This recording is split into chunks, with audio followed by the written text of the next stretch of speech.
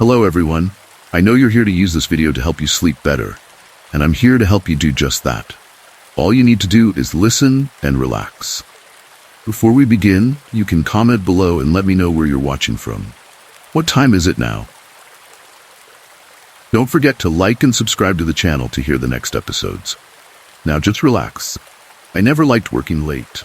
The silence of the empty office always made me uneasy, but I had no choice. The deadline was tomorrow, and I was way behind on my project. The office, usually bustling with the sounds of ringing phones and people chatting, was eerily quiet. The only sound was the hum of the air conditioner and the occasional creak of the building settling. My name is Tom, and I work as a graphic designer. It was a Friday night, and the office was deserted. Everyone else had left hours ago, excited for the weekend. I watched the last of my colleagues leave, envying their freedom. I took a deep breath and turned back to my computer, determined to finish my work. As the hours passed, the light outside my window dimmed until it was pitch black. The only light in the office came from my computer screen and the small desk lamp beside me. I felt a shiver run down my spine, but I shook it off. It was just my imagination, I told myself. I never liked working late. Around midnight, I decided to take a break. I stood up and stretched, my muscles aching from sitting in the same position for so long. I walked over to the break room to get a cup of coffee. The hallway was dark, and my footsteps echoed on the tile floor. I flipped the switch, and the fluorescent lights flickered to life, casting a harsh, cold light. I poured myself a cup of coffee and leaned against the counter, taking a sip. The warmth of the coffee was comforting. As I stood there, I thought I heard a noise. It was faint, but then the screen went black. I jiggled the mouse, but nothing happened. I frowned and tried to turn it back on, but it was completely dead. Frustrated, I checked the power cable and saw that it had been unplugged. I felt a chill run through me. I knew I hadn't unplugged it. My hands trembled as I plugged it back in and turned the computer on. The screen flickered to life, and I breathed a sigh of relief, but my relief was short-lived. A message popped up on the screen. "Get out." I stared at the words, my heart pounding. I glanced at the clock, hoping the night would end soon. Suddenly, I heard the noise again. This time, it was louder. It sounded like footsteps coming from the hallway. My heart skipped a beat. I stood up, my chair scraping against the floor. The sound stopped. I took a deep breath and walked toward the hallway, my steps slow and cautious. The corridor was empty, just as it had been before. I decided to check the office one more time, just to be sure. I walked past empty desks and cubicles, my eyes scanning every shadow. Then I pounded on the door, shouting for help, but my voice echoed back at me, unanswered. Then I heard it again, the whisper. It was close, so close that I could feel the breath on my neck. I turned around slowly, my eyes wide with fear. In the corner of the room, a shadow moved. It was a figure standing still, watching me. "Who's there?" I demanded, my voice trembling. The figure didn't answer. It just stood there, silent and menacing. I fumbled for my phone, my hands shaking so badly that I almost dropped it. It was as if the figure was right next to me. I didn't wait to find out more. I yanked the door open with a burst of strength I didn't know I had, and ran down the hallway. I grabbed my bag and sprinted for the exit, not looking back. I burst out of the building and into the cool night air, my breath coming in ragged gasps. I never went back to that office. That night, I finished my project from home, and no deadline was worth the terror I had experienced. To this day, I still can't fully understand what I went through. Anxiety began to creep in as the house became eerily quiet, and every creak of the old wooden floor seemed louder than usual. I tried to ignore it, telling myself it was just my imagination. I settled down on the couch with a bowl of popcorn and turned on the TV. The flickering light from the screen cast eerie shadows across the walls. After a while, I heard a noise coming from the kitchen, a soft tapping sound. I paused the TV and listened, but the noise stopped. I shrugged it off, thinking I must have imagined it. But when I glanced back at the window, a face appeared in the dim light of the screen. It was a man with a pale face, wide, wild eyes, and a scruffy beard. His clothes were dirty and torn. My blood froze. I stood there, paralyzed, unable to move or speak. He raised his hand and tapped on the window again, harder this time. Snapping out of my daze, I backed away. my mind racing. I had to do something. I quickly grabbed my phone and dialed 911 with trembling fingers. "What's your emergency?" the calm voice of the operator asked. "There's a man outside my window," I whispered, afraid he might hear me. I tried not to make a sound, but I could hear his footsteps on the stairs getting closer. "He's inside the house," I whispered to the operator, my voice shaking. "Stay quiet and stay where you are. The police are almost there," she replied. I heard him trying each door, one by one. When he reached my bedroom door, he started pounding on it, trying to break it down. I pressed harder against the door, praying it would hold. The next few minutes felt like an eternity. The banging grew louder and more desperate. Just when I thought it was all over, I heard police sirens outside. I listened as they arrested the intruder. I made my way downstairs where 2 officers were waiting. They looked at me with concern. "Are you all right?" one of them asked. I nodded, still in shock. "He broke in through the window," I said, my voice trembling. "We've got him now. You're safe," the other officer said. A wave of relief washed over me. The nightmare was over. The officers stayed with me until my parents returned, making sure I was safe. I told them everything that had happened, and they reassured me. The experience had shaken me to my core, but it had also taught me to be more careful. I was 12 years old the first time I stayed home alone at night. My parents were going to a dinner party and promised to be back by 10. I was excited. At 9, I heard it for the first time, a soft, almost imperceptible noise coming from upstairs. At first, I thought it was my imagination, but then I heard it again. It sounded like someone was walking around up there. I paused the movie and listened intently. The house was silent. Maybe it was just the old house settling, I told myself. I had heard my parents say that 100 times before. Trying to shake off the unease, I resumed my movie, but I couldn't focus. Every little sound made me jump, and the wind outside howled. Grabbing a flashlight for protection, I crept toward the stairs. The wooden steps creaked under my feet, and I winced at every sound. I reached the top of the stairs and listened. Silence. I took a deep breath and started checking each room. The first room I checked was my parents' bedroom. I pushed the door open slowly and peeked inside. It was dark, but everything looked normal. Next, I checked my room. Again, nothing unusual. I started to feel a bit silly. Maybe it was just the house settling. I was about to go back downstairs when I remembered the attic. The stairs leading up to the attic were steep and narrow. I hesitated for a moment, but then I heard the noise again, clear and unmistakable. It was a faint shuffling sound, like someone or something moving up there. I took a deep breath and started climbing the stairs. They creaked loudly with each step, and it felt like I was walking into a nightmare. When I reached the top, the attic was even darker than I remembered. I fumbled for the light switch and finally found it. The light flickered on, casting long shadows across the room. I was about to convince myself I was just being paranoid, but then I heard it again. This time, it was right behind me. I spun around, and my heart almost stopped.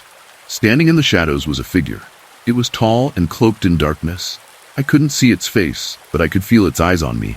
I wanted to scream, but no sound came out. I backed away slowly, my mind racing. What was this thing? How did it get into my house? I took another step back, and the figure moved closer. My heartbeat was loud and frantic. The police arrived after my frantic call. They searched the entire house, including the attic, but found nothing. No sign of the figure I had seen. They told my parents it was probably just my imagination, that maybe I had watched one too many scary movies. But I knew what I had seen, and I knew I would never forget that night.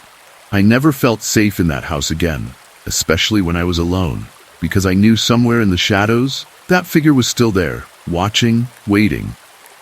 Sometimes I heard whispers when I was alone. I thought it was my imagination. My parents seemed happy at first. They worked hard to make the house a home. Dad, and then she turned and walked back to her room. The next morning, she didn't remember a thing. Things got worse. Dad became more and more ill. He was in pain all the time and couldn't work. Mom looked tired and sad. She started having strange dreams and couldn't sleep. I tried to help, but I was just a kid. I didn't understand what was happening. One evening, I found an old book in the attic. It was covered in dust, its pages yellowed with age. The book told the story of the house. It had been built, and once alive, doors slammed shut, windows shattered, and the walls shook. It was like the house was angry. Dad died shortly after that night. His death was sudden and unexplained. The doctors were baffled. Mom was devastated. She couldn't cope and soon fell into a deep depression. She stopped eating, stopped talking, and finally, she too passed away. I was left alone in the house, feeling its cold grip around me. I moved away as soon as I could, but the house stayed with me, haunting my dreams. I kept thinking about the house. The cycle of misfortune continued. Priests, shamans, and even modern paranormal investigators tried to break the curse, but nothing worked. The house remained a place of sorrow. Now, as an adult, I often drive by the old house. It still stands tall and proud, but I can see the sadness on its walls. I think about the families that have suffered there, including my own. I think about the lives lost, the dreams shattered, and I feel a burning desire to end it. I want to destroy the house, burn it to the ground. I can't let the house continue to destroy lives. I owe it to my parents and to all the families who have suffered to find a way to break the curse. One day, I gathered my courage and drove to the house. I stood in front of it, feeling its cold, dark presence. I took a deep breath and walked up the steps. The door creaked open, and I stepped inside. The air was heavy, filled with sadness and anger. I could hear the whispers and feel the house watching me. I didn't know what I would do, but I had to try. I had to end it now. It was empty. My job was to walk around and make sure everything was okay. Every hour, I had to check all the rooms and write down that nothing was wrong. I started my shift at 10 p.m. and finished at 6 a.m. The first few nights were quiet. I brought a book to read and drank coffee to stay awake. I liked the silence. It gave me time to think. But on the fourth night, things changed. It started like any other night. I arrived at 9:45 p.m. and took over from the day guard. I stopped and listened. The whispering stopped too. I shook my head and told myself it was just the wind. At midnight, I was in the basement. The basement was the creepiest part of the building. It was cold and damp, and it smelled like mold. I was about to leave when I heard the whispering again. This time, it was louder. It sounded like it was coming from the dark corner of the room. "Who's there?" I called out. My voice echoed in the empty room. There was no answer. I shone my flashlight into the corner but saw nothing. At 3 a.m., I had to do my next round. I was nervous, but I forced myself to go. As I walked through the empty rooms, I felt like the shadows were closing in on me. The whispering started again, louder and clearer. It sounded like a voice, but I couldn't understand the words. I felt a cold breath on my neck and turned around quickly. The room was empty. I searched, but there was no sign of anyone. I went back to the office, my hands shaking. I couldn't explain what I had seen. I felt like I was losing my mind. I checked the monitors again, but the figure was gone. I tried to tell myself it was a trick of the light, but I knew it wasn't. At 5 a.m., I was exhausted. I just wanted the night to end. I decided to do one last round. As I walked through the building, I felt like I was being followed. I kept looking over my shoulder, but I saw nothing. I couldn't handle another night in that building. The memory of that night still haunts me. Sometimes, I hear the whispering in my dreams and wake up in a cold sweat. I'll never forget my time as a night shift security guard. Back in the late summer of 2010, I was just about to start graduate school, and I had to find myself a new flat for the coming year. I was new to the area, so I didn't know the neighborhoods at all, and since I needed something cheap and cheerful, I ended up browsing vacancies in some of the city's less affluent areas. Some of the listings were frankly terrifying, and I'm surprised the landlords had the audacity to even advertise them. Others, however, were considerably more livable, or at least they appeared that way thanks to some carefully chosen angles and a lot of window shots. Over the course of a week, I'd booked 10 different viewings, and by the end of the third day, I was on the verge of an emotional breakdown. A playful exaggeration on my part, of course, but honestly, it was just so draining. I'd been to 6 of the 10 viewings that I had lined up, and each and every one had been a complete letdown. The places were either riddled with mold obnoxiously close to a restaurant or bar so that they stank of old chip oil and cigarette smoke, or they were the size of a shoebox. Luckily, my next viewing, which was late in the afternoon the following day, was with a landlady that had advertised a females-only listing. The pictures of the place made it seem quite nice, and I was very attracted to the idea of living in a SE, secure environment. Space because of the added security it would bring. I know, maybe to some of you that might sound a little cynical, and I'm well aware it's not all men who pose a problem. But in the context of what I'm about to tell you, I refuse to apologize for my cynicism, or as other girls might phrase it, realism. Some guys are just creeps. It's a fact of life. So the idea of living with just girls in a shared house was massively appealing. But then, that would be massively appealing to just about any girl moving to or living in London, surely. Getting a viewing appointment would be impossible, or so I thought, but it wasn't. I got one within a few days, which I thought was me getting lucky, but really, that should have been my first red flag. I was just way too optimistic to see it. The next day, as I got the bus over towards Camden, I remember being a mix of excited and nervous. I had so much faith in the place and had texted with the landlady, a woman named Jan, so I was confident that it was going to be a decent place. But at the same time, I'd been let down so relentlessly over the past few days that I had this looming sense of dread as I got closer and closer to my stop. At the time, I thought it was just residual trauma from being continually disappointed. But now I'm starting to think it was more like a kind of spidey sense. And so I got off the bus and I immediately texted Jan to let her know that I was nearby, as she'd asked me to do because she said she was really busy and might need a reminder. She texted me back almost right away, but when I expanded the message notification, I saw it was a lot more than just a simple okay or thanks, see you soon. It said something like, "Hi, I've been terribly busy, so my brother-in-law will be there to let you in and show you around." So much for female only, right? I thought that was the whole selling point. But then I understood that Jan was probably a very busy lady if she owned several properties all over London, so I wasn't about to throw a fit over one little thing like that. And so, off, I went to meet up with Jan's brother-in-law and to view what could potentially be my brand new home. When I arrived, I saw that the flats were in a unit above a line of shops. I'd been instructed to knock on the door, so I did. And when the door opened, Jan's brother-in-law was standing in the threshold.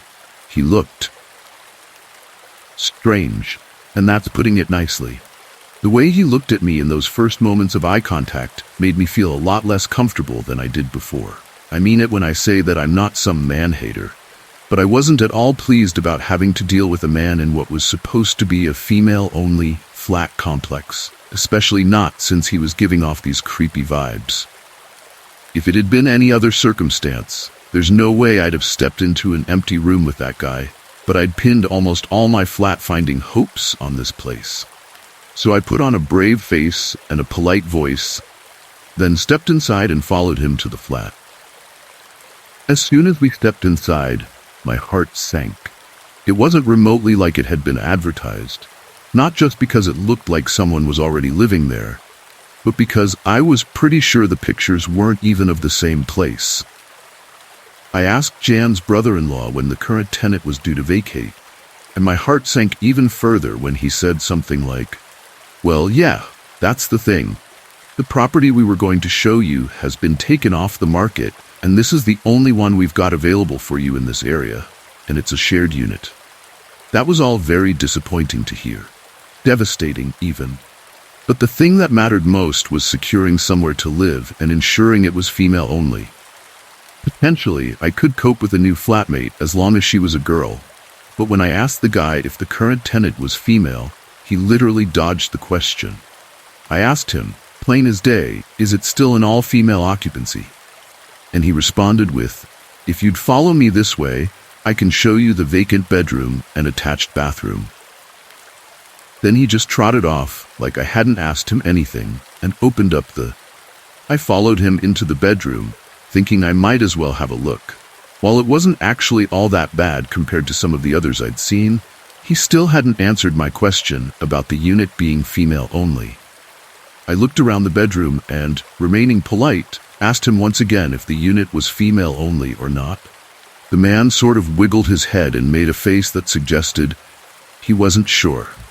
He then said he'd have to contact Jan to make sure because he didn't know off the top of his head. I was starting to get really annoyed, but I kept my cool as he asked if I wanted to see the attached bathroom. I was literally on the verge of just saying no when he stepped forward and opened the door. As he did, I was hit with this truly revolting smell. It was so bad that I winced. I know the guy saw me wince from how rank the smell was. So when I said, "No thanks, I think I'd like to have another look at the kitchen," I'm pretty sure he knew I was lying, unless he really was as stupid as he looked. Honestly, I just wanted to get away from the smell, and I didn't care at all what the kitchen looked like when the bathroom bloody stank. I was actually just going to walk towards the front door and see myself out after a brief and very passive-aggressive word of thanks. But then as I walked, something clicked about all the stuff that was left around the flat. By that point in my life, I had lived with girls and only girls. Even from when I was a kid, my dad wasn't around, and it was just me, my sister, and my mom. Then when I left for uni, I only lived with girls there too. Not to be too crass, but I knew what boys' bedrooms looked like. And that's what clicked in my head as I walked through the flat. It looked like a man lived there. And of course, I knew that it was a man living there, because the guy wouldn't answer my bloody question. But it seemed like a certain type of man lived there.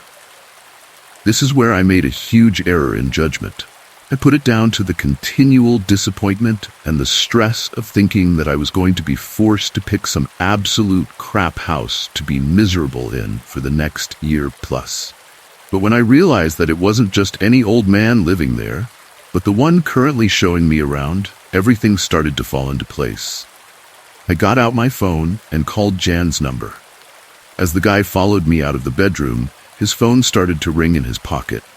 I wasn't supposed to have his number, was I? He was just supposed to be meeting me there. So hearing the phone that Jan had been texting from start ringing in his pocket confirmed all my worst suspicions about this man. And he knew it too. He knew I'd figured it out, and I wish I'd been wearing a bloody GoPro. Because the look on his face was one I wish I had framed as a picture hanging in my bathroom. I think that's what did it, how I sort of, sensed his weakness. I had caught some absolute waste of a man trying to trick desperate girls into living in a spare room he looked like he built himself, with some really dodgy plumbing too, by the smell of things.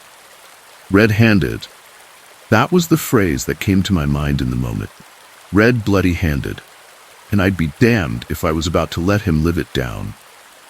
I remember trying to think of something witty to say, but all I could think of was to ask him the exact question on my mind, I suppose as a way to humiliate him. So I started asking, "Were you trying to trick young girls into living with you?" His face turned as red as a tomato, but he still tried denying it. The indignation I felt from his denial only spurred me on. I started telling him how pathetic he was, what a pervert he was, and how he was probably on the sex offenders registry. I gave him both barrels, as they say, didn't hold back in the slightest. But I forgot the golden rule when dealing with men. They're bigger, they're stronger, and the mental midgets among them are only one piece of wounded pride away from using that to their advantage. I saw the moment I pushed him over the edge. It really was like that meme, and it was in that moment she knew she effed up. He stopped talking, gave up on denying everything, and then started marching towards me with this wild look in his eyes. I knew he was going to go for me. I got a head start running down the corridor toward the block's entrance, but he was just too fast. I almost made it to the door and had my hand on the latch when I felt something tugging on my hair. I felt the pressure on my scalp, and then the next thing I knew, my neck jerked back as the guy grabbed a handful of my hair and started dragging me backward. I tried to stay on my feet, but the force of him pulling my head back knocked me off balance. As I fell backward, I realized he was actually trying to drag me back toward the flat, using nothing but my hair. I remember screaming for help, hoping someone from the other flats, there were maybe 3 or 4 on that floor, would hear me. But if they were occupied, Whoever lived there must have been at work or dead, because I screamed so hard that my nose started to bleed, and no one emerged from any of the doors.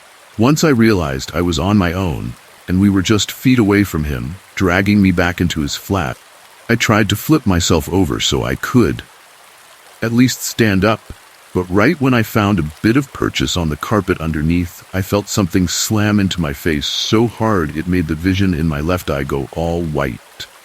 I brought a hand up to my face, covering that eye, and with my free hand, I made a desperately futile attempt to get his hand off my hair. The second my hand touched his, and I tried digging my nails into the skin of his hand, he violently tugged on my hair again and sent me crashing down onto my knees. I remember how, as I reached the doorway, he tried to drag me through it, but I made it very hard for him by blindly kicking and throwing punches, anything to try and hit him in the groin or scratch his eyes out. After making contact with at least one of my swings, I have a gap in my memory, presumably from where the guy hit me so hard that I fell unconscious for a minute or two. My last memory of trying to fight him off was as we reached the door, but the next thing I remember is being on the bedroom floor, with him dragging me towards the bathroom that stank of mold and rotten God knows what. There was this pain in my neck when I woke up, and I had a deep fear that if I tried to twist my way up to bite him, he might tug on my hair hard enough to break my neck. I was more terrified than I had ever been in my entire life. I had no idea what was happening, but the one thing I knew was that if he managed to get me into that bathroom, it would be all over for me. I remember rolling over, and it made my scalp burn with pain from all the hair that had been ripped out, but it allowed me to wheel around and grab the guy's wrists. He obviously thought I was still unconscious, so when I suddenly started moving, it took him completely by surprise. I was able to sink my teeth into the skin of his wrist until I saw his fingers open and felt my hair come loose from his grip. I tried to run, but he grabbed me again. This time, I remember launching myself at his face. He was trying to pin my arms by my sides by wrapping his arms around me, but I raised them too early for him to get a hold of them and started digging my fingernails into his eyes. It was so horrible because I could feel the bare flesh of his eyeballs giving way under my nails. It really makes me shudder to think about it now, but at the time, all I could think about was doing as much damage as possible, and it worked. He screamed so loud that it hurt my ears. Then he suddenly shoved me off him so hard that I went tumbling to the floor. I felt so dizzy that I struggled to find my feet, but it didn't matter, because the man intent on ending my life, and God knows what else before that, was in so much pain from scratching his eye that he couldn't see. He was covering them with both of his hands, screaming terrible, terrible things at me. But I listened to all of that as I was running towards the front door, knowing that there was no chance of him catching up to me. I remember coming out into the street outside and walking down the metal stairs that led up to the unit really fast. Then some woman saw me as she was walking past and exclaimed, "Oh my God, are you okay?" I had a cut on my face from where he hit me. I'm guessing that was the blow that knocked me out too, and it had been pouring blood down me without me realizing. When I saw just how much blood there was, I was terrified that he might have stabbed me or something. So I unzipped my jacket and started looking for stab wounds while saying to the woman to call the police. More and more people came over because the way I looked and the way I was shouting obviously attracted a lot of attention.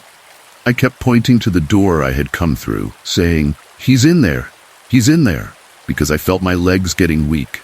And I honestly thought that I was about to pass out from the bleeding. If I passed out, I didn't know if I'd wake up again. Obviously, that was all just the terror talking, and despite all the blood, I didn't even need stitches after being taken to the hospital. But in that moment, I was the most scared I had ever been in my life, and convinced the guy had done way more damage to me. The police managed to track down the man who had attacked me, and he ended up getting a prison sentence of 6 years. I think if the jury were able to see into his head and got a glimpse of what he had in store for me, he'd have gotten much, much longer. Sadly, that's not how the law works here. And as much as I have my own trauma as a result of what happened, my worst fear is that he'll get his chance to do it again sooner rather than later. During the winter of 2015, 34-year-old Lenny Royal was living in Brighton, a vibrant metropolitan city on the southern coast of England. Lenny was originally from New York City, but after falling in love with an Englishman more than a decade ago, he had been splitting his time between Britain and America while pursuing his lifelong passion for hairstyling. However, Lenny was no ordinary hairstylist. He continued to maintain a reputation as one of the most talented professionals in the world. His clients included celebrities like Hailey Baldwin and Sigourney Weaver. Because he could easily find work on both sides of the Atlantic, his transatlantic lifestyle was both feasible and profitable.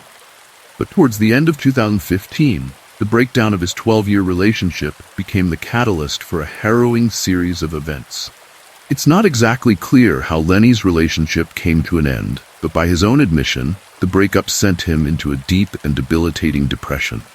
Lenny was prone to such bouts of melancholy, having already endured his fair share of personal tragedy. As a young boy, both of his parents passed away after contracting HIV, which led to the exceptionally deadly acquired immune deficiency syndrome, AIDS.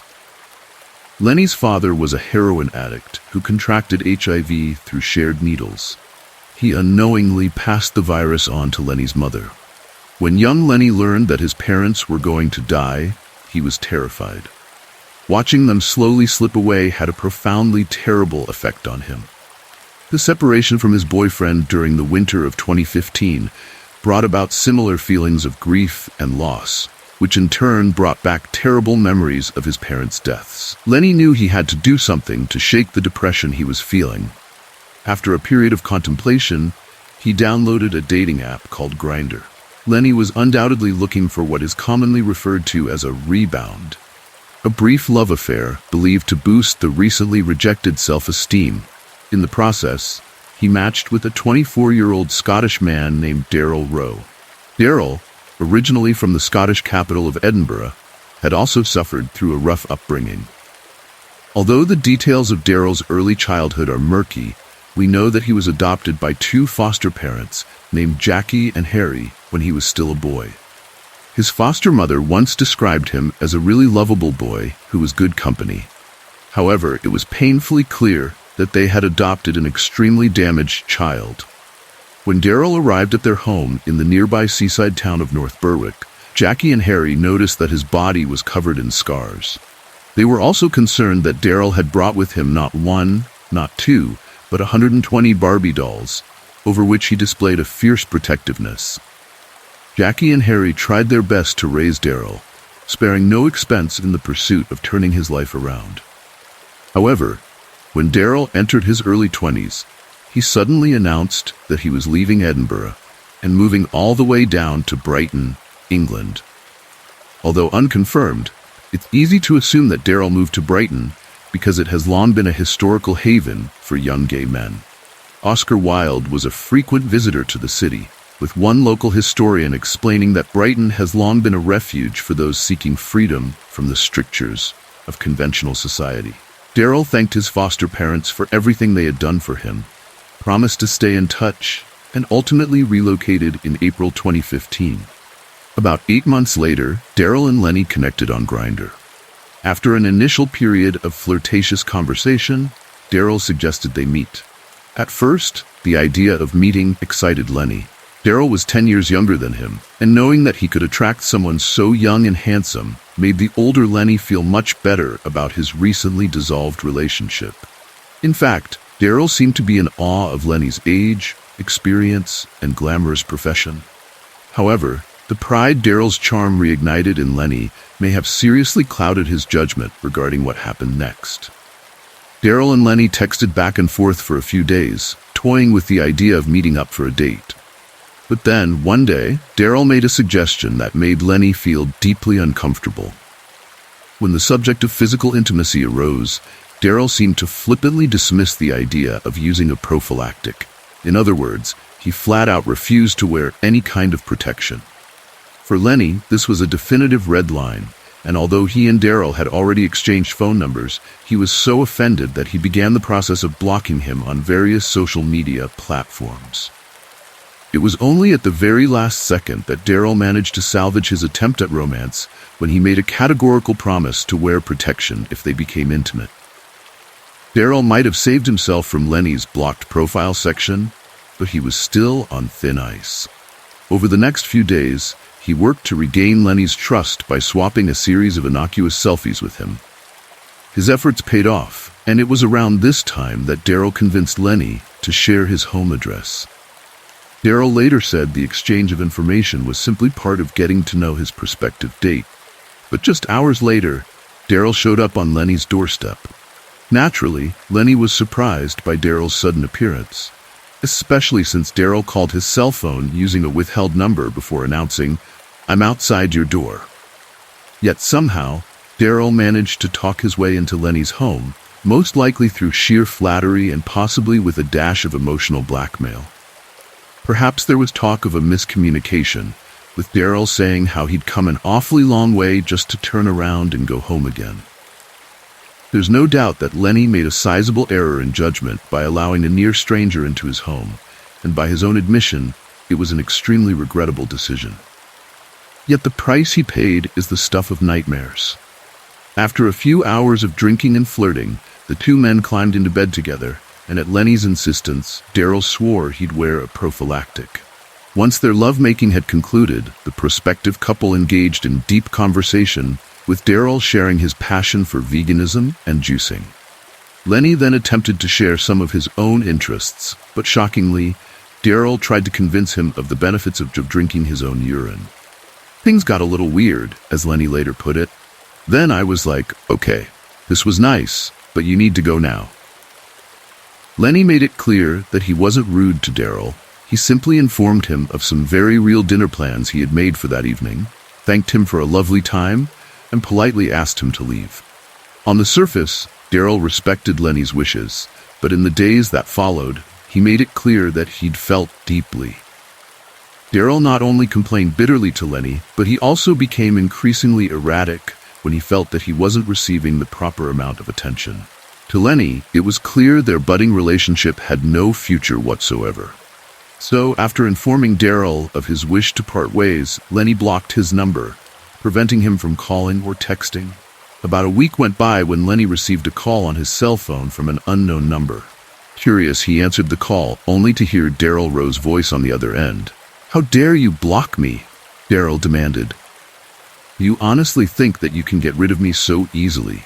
You'll never get rid of me, ever. You're going to burn, Lenny. You're going to burn." Once it became clear that the sole purpose of the call was to unleash a torrent of abuse, Lenny Royal ended the call and blocked the number. He believed it was nothing more than the work of a bitter former lover lashing out in spite. Little did he know, Daryl's words had a horrifying significance. 2 weeks later, Lenny woke up one morning feeling a little under the weather. He figured that he had simply caught a cold, and with the proper rest, would most likely recover in a matter of days. But when a few days turned into an entire week of malaise, Lenny visited a pharmacist to purchase antibiotics. However, after describing his symptoms, the pharmacist strongly recommended that he visit a hospital for a more in-depth diagnosis. Lenny did as advised and underwent a full checkup following a visit to his local GP. Then, when the results of various tests came in, Lenny received a call from his doctor, one that would change his life forever. Lenny, who believed that he was suffering from little more than a stubborn strain of influenza, was told that he was HIV positive. "I felt like that was it. My life was over," he later said. "I was crushed." Following the death of his parents, Lenny had moved in with an older cousin, whom he later came to regard as his adoptive father. "He was devastated," Lenny said. "He felt like he'd failed to protect me from the very same thing that killed my parents. And he promised my mom I'd never suffer like she did. I had to tell him it wasn't his fault over and over, but he still cried. He still said he felt like a failure." In the weeks following his diagnosis, Lenny made repeated trips to a local medical clinic to receive medication and examinations. Being the social butterfly that he is, Lenny often engaged the clinic's nurses in casual, and sometimes not so casual, conversation. In one case, he even shared intimate details regarding the events leading up to his diagnosis. As he spoke, the nurse Lenny was talking to turned ashen-faced and at first appeared hesitant to speak before saying, "I really shouldn't be telling you this, but you're the fourth person this has happened to in the last 6 months alone." Lenny couldn't believe his ears. Assuming there had been some kind of miscommunication, Lenny reiterated that in his deepest, darkest thoughts, he wondered if a former lover had deliberately infected him with HIV. There had been no miscommunication. The nurse confirmed that in the recent past, 3 additional men had reported being deliberately infected with HIV by a recent lover. Not only that, but the same malevolent person had actually taunted them via phone calls following their infection, hinting cryptically at the ordeals that awaited them. The first was a man in his early 30s, Stuart Roger, who made contact with Daryl using the dating app Grindr back in July of 2015. In a very similar fashion to his interaction with Lenny, Daryl was insistent that he and Stuart meet at the first available opportunity. He insisted that Stuart stop by his Brighton apartment, and when he did so, Stuart found the front door open and unlocked. "Just come on in," Daryl said via text message. "I'm waiting for you." Shortly after Stuart's arrival, he and Daryl became intimate, and as far as Stuart knew, Daryl had worn the appropriate protection. However, once their intimacy had concluded, Stuart noticed that a prophylactic device had been removed from its packet, yet appeared completely unused. Concerned that Daryl had somehow deceived him, Stuart sought assurance that the prophylactic had been employed. Daryl flippantly dismissed his concerns by asking, "Are you one of these paranoid people?" "Yes, I wore protection, so chill out." Once sufficiently reassured that Daryl had complied with his wishes, Stuart attempted to engage his new lover in conversation. Yet, when Daryl seemed much more interested in showing Stuart his favorite Pokemon videos on YouTube, Stuart suggested that they part ways and arrange to see each other again soon. Again, Daryl seemed to take the polite dismissal in stride, but not long after Stuart's departure, he called him on his cell phone. Stuart assumed the purpose of the call was to arrange a second meeting, but when he answered his phone, Daryl remained silent. Stuart asked if he was okay, but again, Daryl chose to stay silent until he eventually ended the call without saying a word. Having demonstrated himself unsuitable for a mature relationship, Stuart opted for no further contact with Daryl.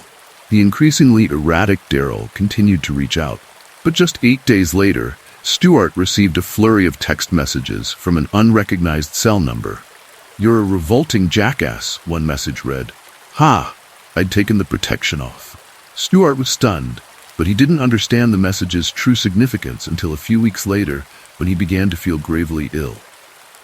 The second of Daryl's more recent victims was a man named Peter, who matched with the young Scotsman after realizing they frequented the same gym. He was a good-looking guy, Peter later said. He was also very charming at first, but that all changed very quickly. Daryl repeated the pattern of insisting he and Peter meet as soon as possible, and then when they did, he told Peter that he would not be wearing any protection during physical intimacy. Peter was hesitant. He knew the risks involved, but Daryl swore on all that he held dear that he was clean and that any intimacy they shared would be safe. However, afterward, the same post-coital pattern played out. After displaying a shocking level of immaturity, Peter proposed that they part ways. Yet just days later, Daryl sent him a text message informing him of some utterly terrifying news. "I lied," the message said. "I'm HIV positive."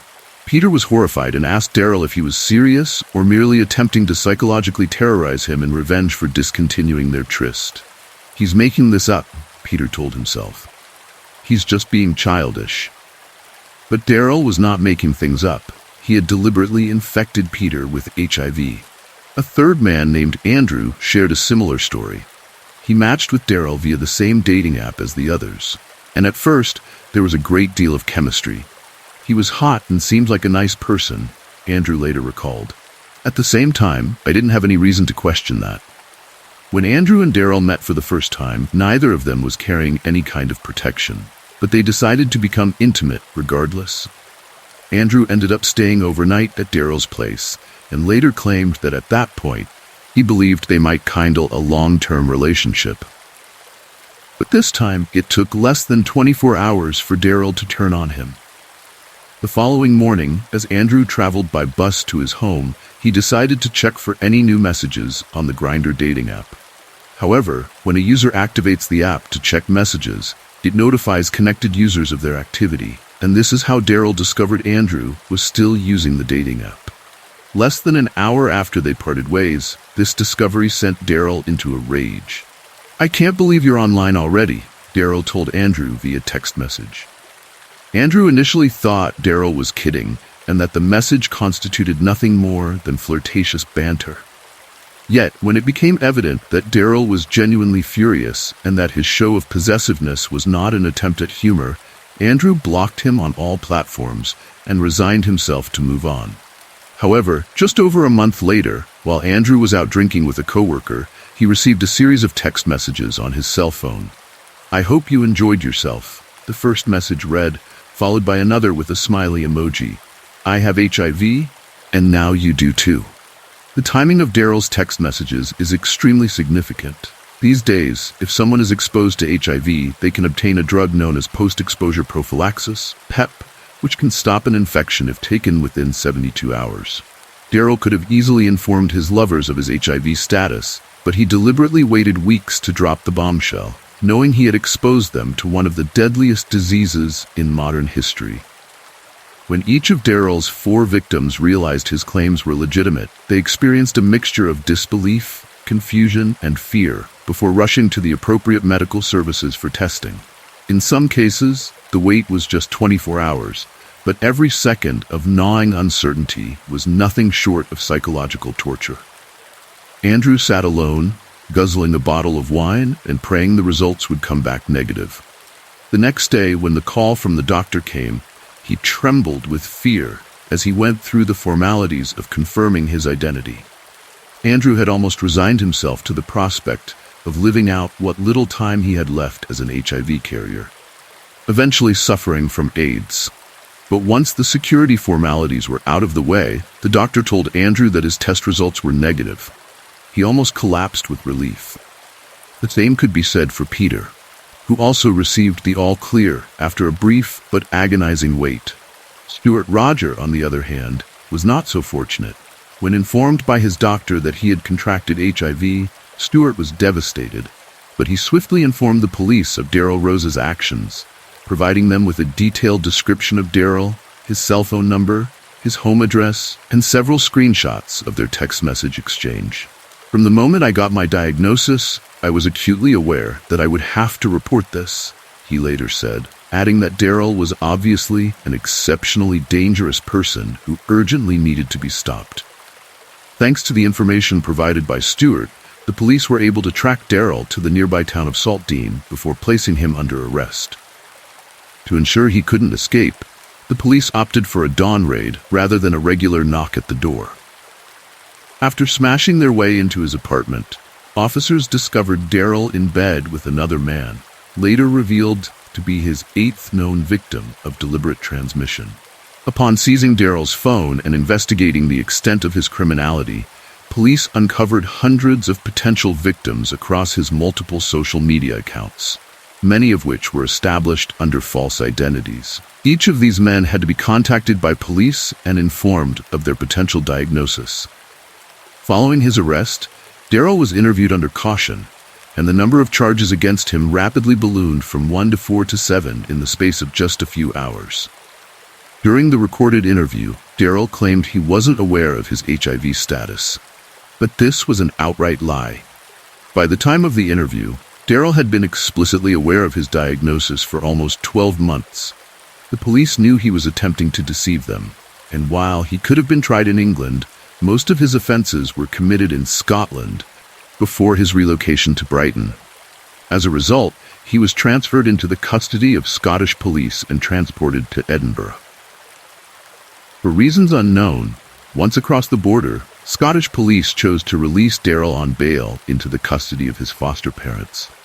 However, almost immediately after the emotional reunion, Daryl attempted to escape justice by hiding in the Pentland Hills, which loom over the city of Edinburgh. When Lenny heard that Daryl had escaped police custody, he was furious. "I couldn't believe they released him," Lenny said, "especially since he kept saying that he was going to do it to other men." He was obviously sick in the head. During a search of the Edinburgh countryside, police eventually found an abandoned tent containing a carton of prescription medication, an antiviral used by HIV carriers. The name on the medication was Daryl R.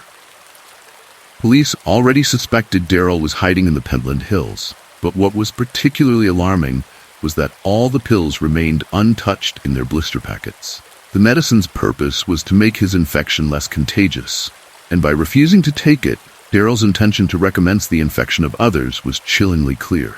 By November of 2016, the hunt for Daryl Rowe had entered its 11th month, and around 25 additional victims had come forward to report physical interactions with him.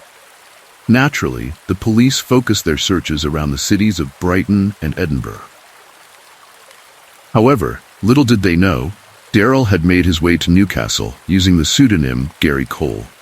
Daryl attempted to keep a low profile but continued to use dating apps to infect additional victims, the first of whom was a man named Tom. "It's always been nearly impossible for me to approach a man," Tom later confessed. "I guess that's probably why I've been quite gullible." Daryl managed to convince Tom that he was in love with him and ended up spending a total of 3 months living under Tom's roof, completely rent-free. He said that I had nice eyes and that he liked older men. "I was very flattered," Tom admitted. "I might have fallen in love with the guy, but Daryl's behavior soon shifted from charming and thoughtful to manipulative and malevolent. Let's just say that he was able to control me in a way I won't ever allow again," said Tom. Meanwhile, police forces in both Scotland and England were busy scouring the internet for any trace of Daryl Rowe. Their search led them to an escort website where a detective noticed stark similarities between the body of an advertised subject and Daryl's.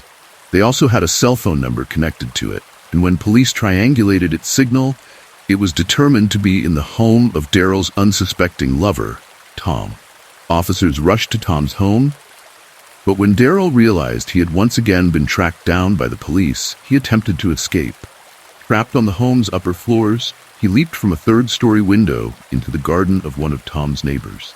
However, when he landed on the wet grass, he slipped and fell on his back, severely injuring his spine and fracturing several vertebrae. The police found him lying there in a lot of pain, Tom said. He couldn't move or walk properly. Assuming Tom was an accomplice who knowingly harbored a criminal, the police took him into custody for around 5 hours.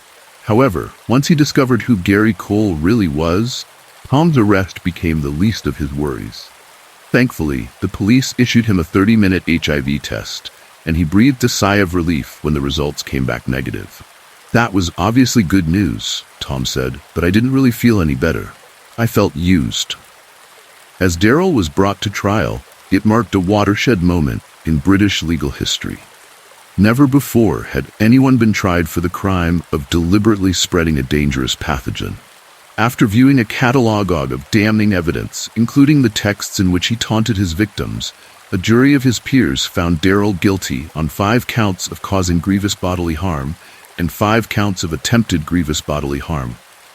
The presiding judge then sentenced him to life in prison, telling Daryl, "You waged a determined and hateful campaign of violence. The messages you sent make it crystal clear you knew exactly what you were doing. As well as the physical offenses, it is clear that the psychological effects upon the victims are immense." The judge added, "It should be known that this sentence is not about stigmatizing anyone living with HIV, but I cannot envision a day when you will no longer be a danger to gay men." It's reassuring to think Daryl was jailed for his actions, even if it was for a mere 5 years. Lenny later said, "But what he inflicted on his victims will stay with them for the rest of their lives." "I was pretty worried when I got my diagnosis," Lenny continued. "I thought I was going to be that person no one would ever want to be with. But while there's still some prejudice in the gay community, a lot of people don't really care. I had one negative experience with somebody I was dating, but it didn't really affect me." It's no longer a death sentence, not even remotely, Lenny said. But it's messed up when somebody makes that choice for you, when they take that right away from you. That's what's difficult to get over. It really is a harsh reality when you think about it. And that's the cruel thing I struggle with on a day-to-day basis. How can somebody be so cruel? I was out hiking solo in the wilderness, surrounded by towering trees and the sounds of nature. The sun was starting to dip below the horizon, casting long shadows across the forest floor. I had been walking for hours, enjoying the solitude and the beauty of the wilderness. As I trudged along the narrow trail, my eyes caught sight of something in the distance. An old abandoned cabin nestled among the trees. It looked like it had been there for years, forgotten by time. Curiosity piqued, I veered off the trail and made my way toward it. The cabin was weather-beaten and run down, but there was something strangely alluring about it. I pushed open the creaky door and stepped inside, the floorboards groaning beneath my weight. The interior was dark and musty, with dust motes dancing and the faint light filtering through the windows. It was clear that no one had lived here for a long time. I shivered, suddenly feeling a chill in the air. Despite the eerie atmosphere, I couldn't resist exploring further. I wandered through the rooms, running my fingers along the peeling wallpaper and cobweb-covered furniture. It was like stepping back in time. As I made my way to the back of the cabin, I stumbled upon a trapdoor hidden beneath a threadbare rug. My heart skipped a beat as I lifted the rug and peered into the darkness below. With a shaky breath, I descended into the cellar, the wooden steps creaking beneath my feet. The air was thick and musty, and a sense of unease settled over me like a heavy blanket. The cellar was small and cramped, with shelves lining the walls filled with jars of preserved food and dusty old books. But as I scanned the room, my eyes landed on something that made my blood run cold. A makeshift altar, adorned with candles and strange symbols. My heart raced as I realized I wasn't alone. Someone had been here, someone who practiced dark rituals in this remote cabin in the woods. Panic surged through me as I turned to leave, but before I could reach the stairs, I heard a sound behind me. A low, guttural growl that froze me in place. I spun around, heart pounding in my chest, and that's when I saw him. A man emerging from the shadows, his eyes wild with madness. I stumbled backward, my mind racing with fear. I tried to scream, but no sound escaped my lips as he advanced toward me, a sinister smile playing on his lips. I knew I had to get out of there, to escape before it was too late. With every ounce of strength I had left, I turned and bolted up the stairs, my heart pounding in my ears. I burst through the door and into the fading light of the setting sun, sprinting through the forest as fast as my legs could carry me. Branches clawed at my skin, and roots threatened to trip me up. But I didn't stop until I reached the safety of the trail. I didn't dare look back as I ran, the terror fueling my every step. It felt like hours before I finally emerged from the trees, gasping for breath and covered in sweat. But even as I collapsed on the ground, my heart still pounding with fear, I knew that I had escaped. I had survived the horror that lurked in the depths of the forest, and I would never forget the terror of that abandoned cabin. I'm a truck driver hauling freight across the country on a regular basis. It's a lonely job, spending long hours on the road with nothing but the hum of the engine and the endless stretch of highway to keep me company. But I never expected my latest delivery to turn into a nightmare. It was late at night when I pulled into a rest stop, the darkness swallowing the landscape like a thick blanket. I was tired and ready to call it a night, but I still had a long way to go before I reached my destination. As I climbed out of the cab and stretched my legs, I noticed a figure standing at the edge of the parking lot. A lone hitchhiker, holding a sign that read West. I hesitated for a moment, unsure if I should offer the stranger a ride. There was something off about him, something that sent a shiver down my spine. But before I could make up my mind, the hitchhiker approached me, his eyes gleaming in the darkness. He was tall and gaunt, with a wild look about him that made my skin crawl. He asked for a ride, his voice low and raspy. I tried to refuse, to tell him that I couldn't take passengers, but he wouldn't take no for an answer. Reluctantly, I agreed to give him a lift, hoping to shake off the feeling of unease that had settled over me. But as he climbed into the cab and settled into the passenger seat, I couldn't shake the feeling that something was terribly wrong. As we drove down the deserted highway, the hitchhiker grew increasingly agitated, his movements jerky and erratic. He kept glancing out the window as if he were expecting something or someone to appear out of the darkness. I tried to make small talk to keep the atmosphere light and friendly, but the hitchhiker didn't seem interested in conversation. He just stared straight ahead, his eyes fixed on the road with an intensity that sent chills down my spine. And then, just when I thought things couldn't get any worse, he pulled a knife from his pocket and pressed it against my throat. Panic surged through me as I realized that I was in mortal danger.